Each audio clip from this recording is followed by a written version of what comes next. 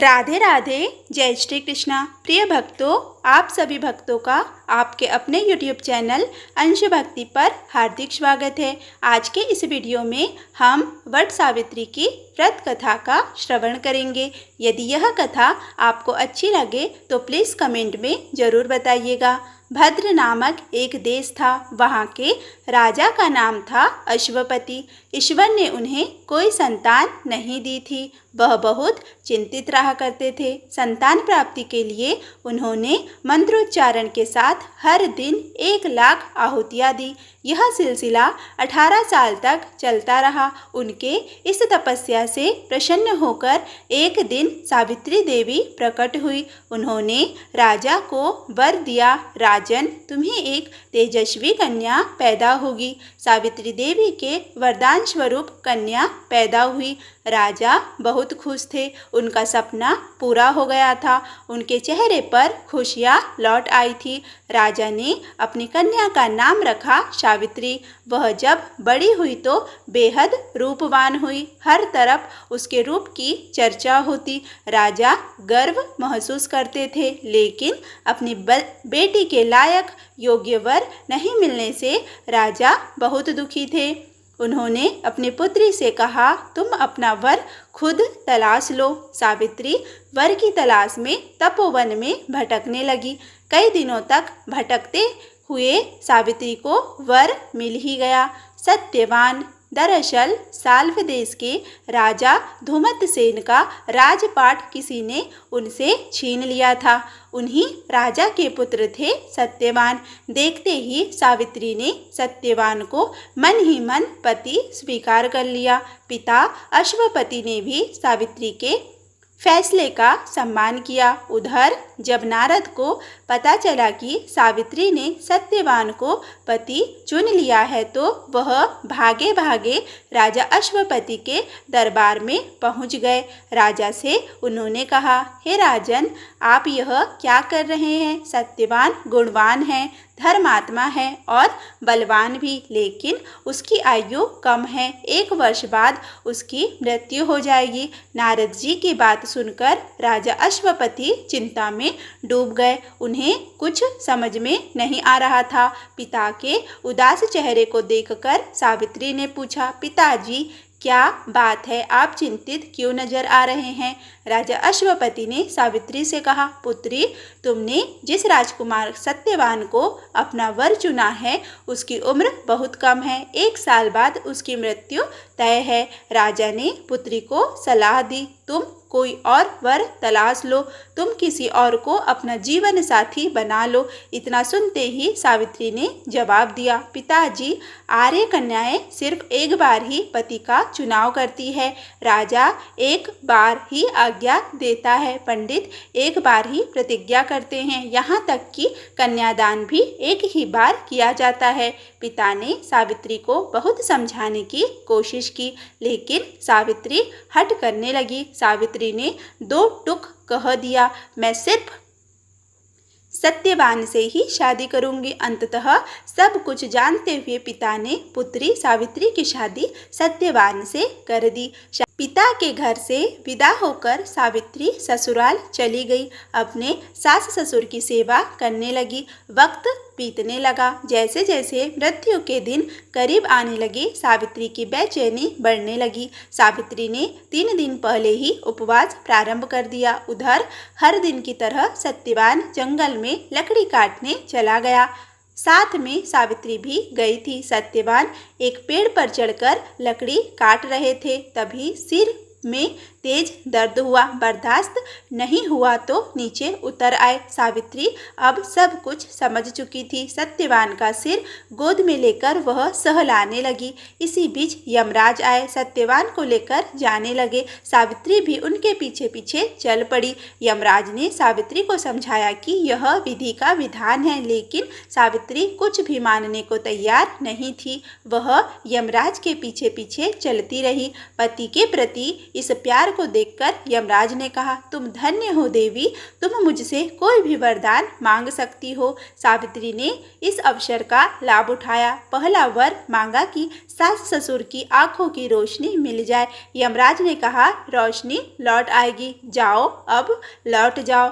बावजूद सावित्री यमराज का पीछा करती रही। यमराज ने कहा, तुम चले जाओ। सावित्री ने कहा, मुझे अपने पति के पीछे पीछे चलने में कोई दिक्कत नहीं है। पति के पीछे चलना तो मेरा कर्तव्य है। सावित्री की यह बात सुनकर यमराज ने कहा, एक और वर मांग सकती हो। सावित्री ने दूसरा वर मांगा। ससुर का राज्य छीन गया है, उसे पुनः वापस दिला दे। यमराज ने वरदान दे दिया। कहा, अब तुम लौट जाओ। सावित्री उसके बावजूद उनके पीछे पीछे चलती रही। यमराज ने कहा, अच्छा चलो तीसरा वर मांग लो। सावित्री ने कहा कि मुझे 100 संतान चाहिए। यमराज ने यह वरदान भी दे दिया। बावजूद वह यमराज के पीछे पीछे चलती रही। यमराज ने पुनः टोका, अब तो चली जाओ। सावित्री ने यमराज से कहा, मैं एक पतिव्रता पत्नी हूँ, आपने मुझे पुत्रवती होने का आशीर्वाद दिया है। यमराज समझ गए। उन्होंने अंततः सत्यवान के प्राण छोड़ दिए। यमराज अंतर्ध्यान हो गए और सावित्री उसी वट वृक्ष के पास आ गई जहाँ उसके पति का मृत शरीर पड़ा था। सत्यवान जीवंत हो गया और दोनों खुशी खुशी अपने राज्य की ओर चल पड़े। दोनों जब घर पहुँचे तो देखा कि माता पिता को दिव्य ज्योति प्राप्त हो गई है। इस प्रकार सावित्री सत्यवान चिरकाल तक राज्य सुख भोगते रहे। अतः पतिव्रता सावित्री के अनुरूप ही प्रथम अपने सास ससुर का उचित पूजन करने के साथ ही अन्य विधियों को प्रारंभ करें। वट सावित्री व्रत करने और इस कथा को सुनने से उपवासक के वैवाहिक जीवन या जीवन साथी की आयु पर किसी प्रकार का कोई संकट आया भी हो तो वह टल जाता है। प्रिय भक्तों, अब हम आगे के वीडियो में श्री विष्णु चालीसा का हिंदी अर्थ के साथ श्रवण करेंगे। विष्णु सुनिए विनय सेवक की चितलाए, कीरत कुछ वर्णन करूँ दीजिए ज्ञान बताए। हे भगवान विष्णु, आपसे प्रार्थना है कि आप ध्यान देकर मेरी विनती को सुनिए। मैं आपकी संपूर्ण कीर्ति का बखान करने में असक्षम हूँ। इस कीर्ति का कुछ हिस्सा वर्णन करता हूँ। आप प्रसन्न होकर मेरा मार्गदर्शन करें, मुझे ज्ञान प्रदान करें। नमो विष्णु भगवान खरारी, कष्ट नसावन अखिल बिहारी। संपूर्ण ब्रह्मांड में विचरण करने वाले और सभी का कष्ट हरने वाले भगवान विष्णु, आपको बारंबार प्रणाम है। प्रबल जगत में शक्ति तुम्हारी, त्रिभुवन फैल रही उजियारी। हे भगवान विष्णु, इस जगत में आपकी शक्ति का कोई मुकाबला नहीं है। असीम शक्ति के स्वामी, आपकी अलौकिक ज्योति तीनों लोकों में फैल रही है। सुंदर रूप मनोहर शूरत, सरल स्वभाव मोहिनी मूरत। हे प्रभु, आपके स्वरूप की सुंदरता का वर्णन ही नहीं किया जा सकता और आपकी सूरत मनोहारी है। आप सरल स्वभाव वाले हैं और आपकी मूरत यानी आपका व्यक्तित्व बहुत ही मनमोहक है। तन पर पीताम्बर अति शोहत, बैजयंती माला मनमोहत। हे भगवान विष्णु, आप शरीर पर जो पीताम्बर यानी पीले वस्त्र धारण करते हैं उससे आपकी शोभा और अधिक बढ़ जाती है। गले में धारण करने वाली बैजयंती माला प्रत्येक व्यक्ति का मन मोह लेती है। शंख चक्र कर गदा विराजे, देखत दैत्य असुर दल भाजे। हे चतुर्भुज स्वामी, आपके हाथों में शंख, सुदर्शन चक्र और गदा सुशोभित होती रहती है। इनको देखते ही दैत्यों और असुरों के दल जान बचाकर भागने लगते हैं। सत्य धर्म मद लोभ न गाजे, काम क्रोध मद लोभ न छाजे। हे प्रभु, आपके प्रताप से इस जगत में सत्य धर्म के आगे मद व लोभ परास्त होते रहते हैं। यही नहीं, आपकी ही कृपा से काम क्रोध मद और लोभ नष्ट होता रहता है। संत भक्त सज्जन मनरंजन, धनुज असुर दुष्टन दलगंजन। हे भगवान विष्णु, आपकी कृपा से संतों, सज्जन व्यक्तियों और भक्तों का मन प्रसन्न रहता है और वे आनंदित होकर आपकी भक्ति करते रहते हैं। दूसरी ओर आपके रौद्र रूप से दानव, असुर और दुष्टों के दलों का समूल नाश होता रहता है। सुख उपजा एक कष्ट सब भंजन, दोष मिटा एक करत जन सज्जन। हे प्रभु, आप इतने दयालु है कि आपकी कृपा से चारों ओर सुख ही सुख दिखाई देता है, जबकि सारे कष्टों का हरण हो जाता है। हे प्रभु, आपकी ही कृपा करके दोषों को मिटाकर आम जन को सद्मार्ग पर चलने वाला यानी सज्जन बना देते हो। पाप काट भव सिंधु उतारन, कष्ट नाश कर भक्त उबारन। हे भगवान विष्णु, आप इतने अधिक उदार हृदयी है कि अपने भक्तों के कष्टों को मिटाकर उन्हें संकट से उबारते हैं और साथ ही अपने भक्तों के पापों को समाप्त करके उन्हें भवसागर से पार करते हो। करत अनेक रूप प्रभु धारण, केवल आप भक्ति के कारण। हे प्रभु, आपने जगत में धर्म रक्षा और भक्तों के साथ हो रहे अत्याचार को मिटाने के लिए समय समय पर अनेक रूपों में अवतार लिया है। धरनी बेनु बन तुम ही पुकारा, तब तुम रूप राम का धारा।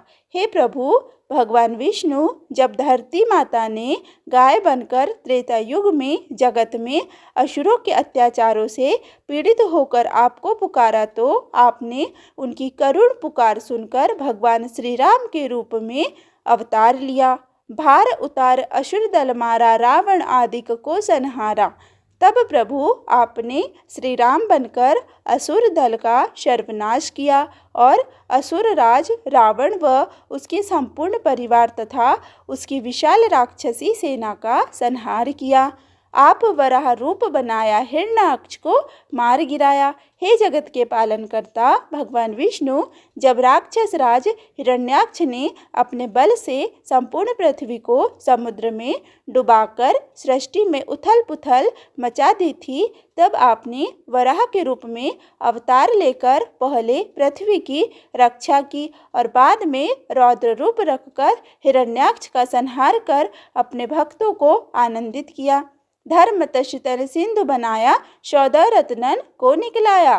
पिछले कल्प के अंत में महाप्रलय के समय जब धरती का अधिकांश भाग जलमग्न होने लगा, तब भगवान विष्णु आपने मत्स्य मछली के शरीर के रूप में अवतार लिया और उस कल्प के 14 रत्नों को बचाकर इस कल्प में लाकर अपने भक्तों को सुख प्रदान किया।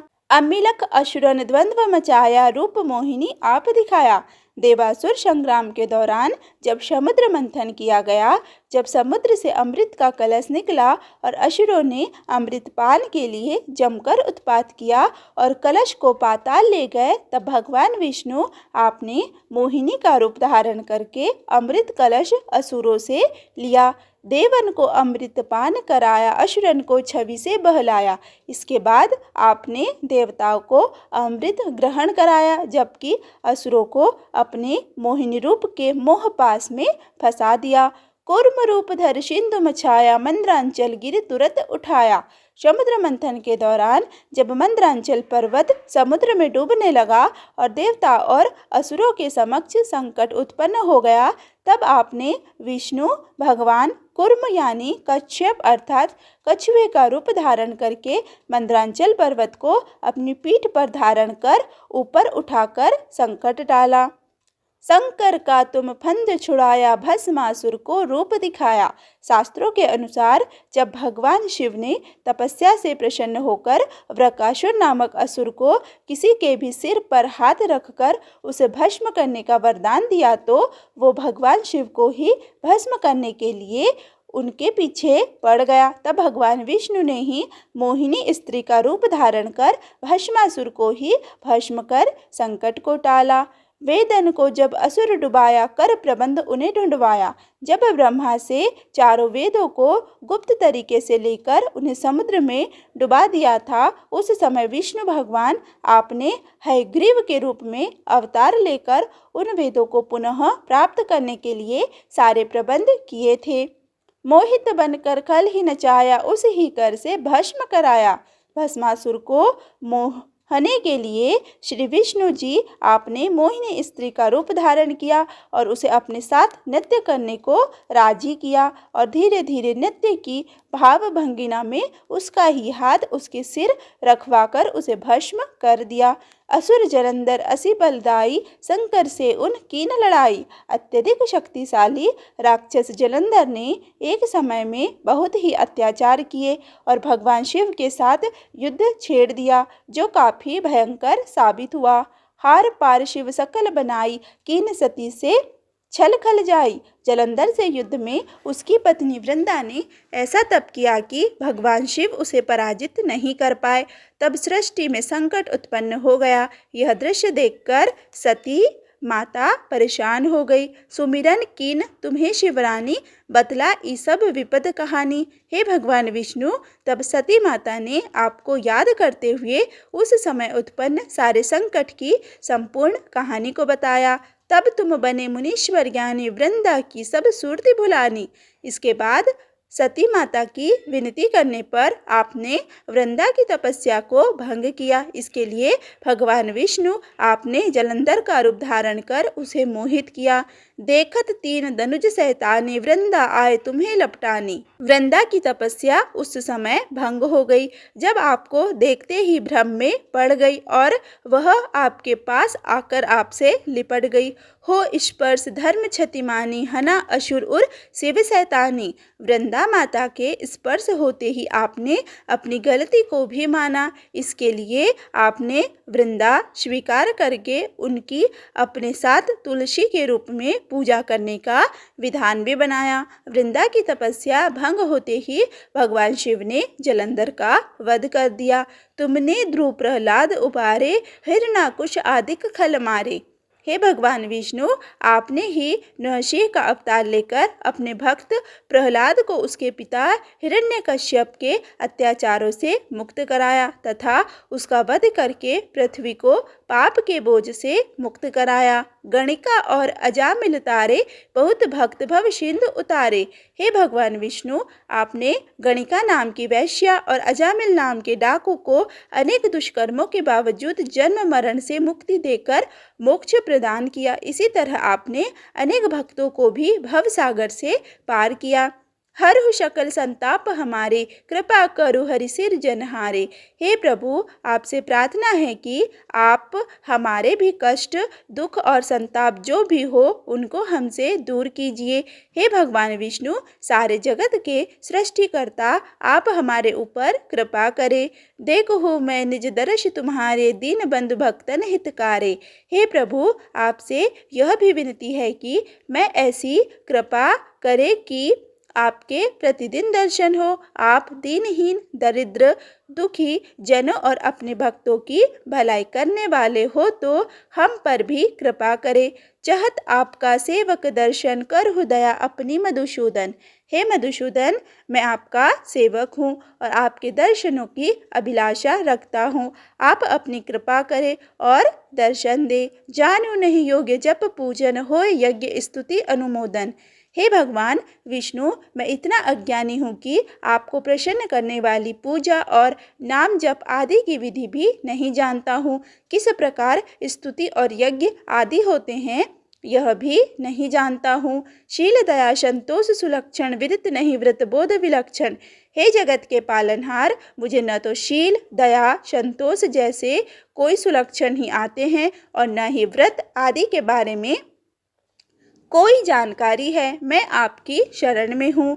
करूँ आपका किस विधि पूजन, कुमति विलोक होत दुख भीषण। हे प्रभु, मैं अज्ञानी किस प्रकार से आपका पूजन करूँ, क्योंकि मुझे अपनी कुमति यानी दुर्बुद्धि देखकर बहुत ही दुख हो रहा है। करहु प्रणाम कौन विधि सुमिरन, कौन भांति मैं करहु समर्पण। हे जगत के संचालन करता प्रभु, मैं आपको किस प्रकार प्रणाम करूं, किस तरह से आपको याद करूं। मैं तो यह भी नहीं जानता कि किस प्रकार से आपके समक्ष समर्पण करूं। सुर मुनि करत सदा शिवकाई, हर्षित रहत परम गति पाई।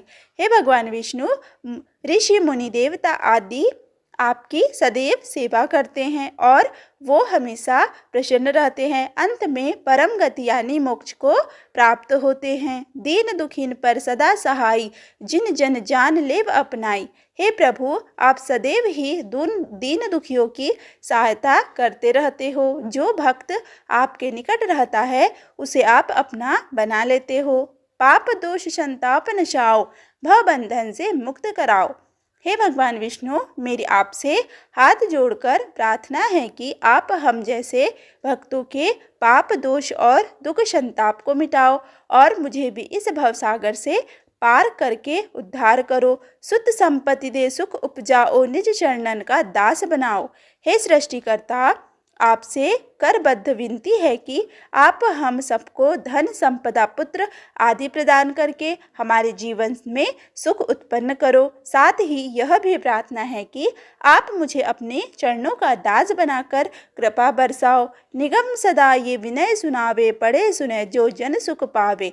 हे प्रभु, इस विष्णु चालीसा की रचना करने वाले निगम को पूर्ण विश्वास है कि जो भी भक्त इस विष्णु चालीसा का सदैव पाठ करता और दूसरों को सुनाता है, पाठ करने वाले और सुनने वाले दोनों ही इस जीवन में सारे सुख भोग अंत में मोक्ष को प्राप्त होते हैं। प्रिय भक्तों, आज का यह वीडियो यहीं पर समाप्त हुआ। यदि यह वीडियो आपको अच्छा लगे तो प्लीज़ वीडियो को लाइक करें, वीडियो को ज़्यादा से ज़्यादा शेयर करें तथा चैनल पर पहली बार आए हैं तो चैनल को सब्सक्राइब करना बिल्कुल भी ना भूलें। धन्यवाद।